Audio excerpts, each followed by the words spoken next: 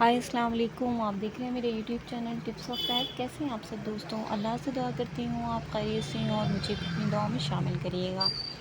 आज हम बात करेंगे एक ऐसे टॉपिक की जो इस्लामिक भी है और सोशल भी है, यानी कि दुनियावी भी है।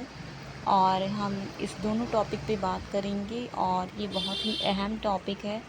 अगर इस तरह का कुछ आपकी ज़िंदगी में हो रहा है तो आपको उसे चेंज करने की ज़रूरत है। तो आइए वीडियो शुरू करते हैं। बिस्मिल्लाहिर्रहमानिर्रहीम। तो आज हम बात करेंगे बॉयज़ और गर्ल्स की और उनके पेरेंट्स की और उनके दिए हुई तरबियत की।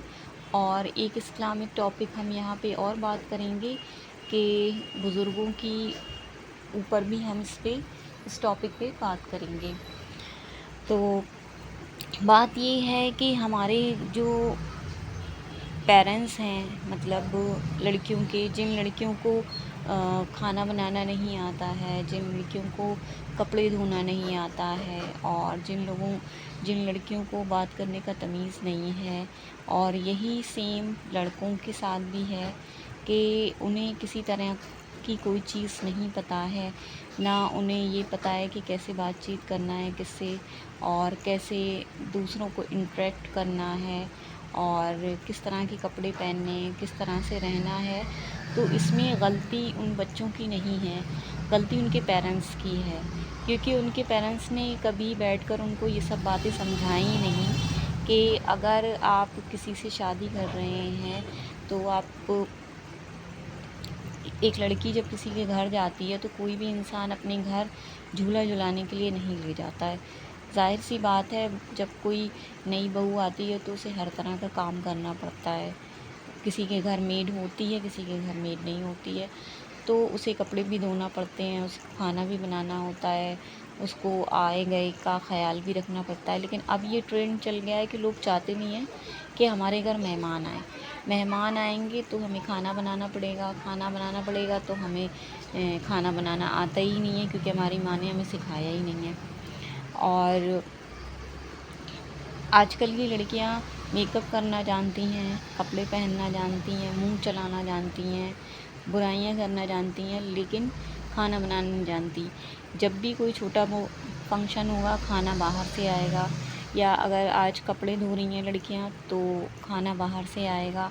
और इसी तरह से बॉयज़ का भी है कि बॉयज़ को उनके पेरेंट्स जो है बिल्कुल भी ये नहीं बता दें कि एक लड़की से आपको कैसे बात करना है और कैसे नहीं बात करना है।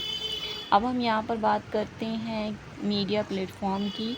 जो शादी के लिए मीडिया प्लेटफॉर्म बने हुए हैं, उसमें बॉयज़ और गर्ल्स दोनों के ही पेरेंट्स जो है वो होते हैं।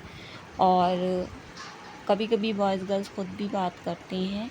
तो आधों से ज़्यादा तो यही नहीं पता होता है, ना लड़की के घर वालों को ना लड़के के घर वालों को, कि हमारे बेटे या बेटी ने आईडी बनाई है प्लेटफॉर्म पे।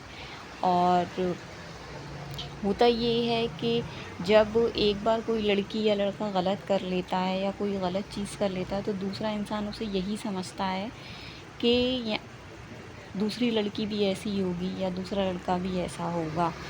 और बात ये है कि आजकल बड़ी सिटीज़ हों, छोटी सिटीज़ हों या कोई गांव है, वहाँ पर देखा जा रहा है कि जो चीज़ें इंसान शादी के बाद एक लड़की के साथ करता है या लड़के के साथ करता है, वो लड़कियां लड़कों के साथ और लड़के लड़कियों के साथ कर रहे हैं।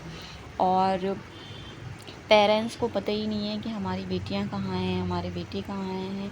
और इसमें गलती सबसे ज़्यादा पेरेंट्स की है, क्योंकि हम इस्लाम से सबसे ज़्यादा दूर होते जा रहे हैं।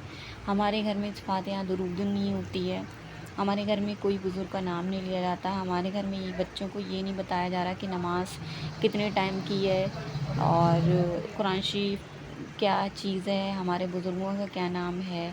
और सिर्फ हम ये कहते हैं कि हम मुसलमान हैं, अल्लाह और नबी से हमें प्यार है, लेकिन हम उनके बताए हुए तरीक़ों का कोई भी पार्ट अपनी ज़िंदगी में यूज़ नहीं कर रहे हैं, सिर्फ कहने के लिए मुस्लिम है, क्योंकि हम गोश्त खाते हैं तो हम मुस्लिम हो गए। तो इतना तो नहीं चलेगा ना, क्योंकि जब पेरेंट्स ही एक वक्त की नमाज़ नहीं पढ़ते हैं या कुरान शरीफ नहीं पढ़ रहे हैं تو وہی سب بچے بھی دیکھتے ہیں اور وہی سب سیکھتے ہیں۔ اور آج کل کے جو بوائز ہیں وہ اور جو گرلس ہیں وہ بہت شان سے کہتی ہیں کہ میں جب ان کے لیے کوئی رشتہ آتا ہے تو وہ بہت شان سے بتاتے ہیں کہ میں اتنے کلاس میں تھی جب میں کسی لڑکے سے فزیکل ہو گئی تھی، یا کوئی لڑکا ہے تو وہ بڑی شان سے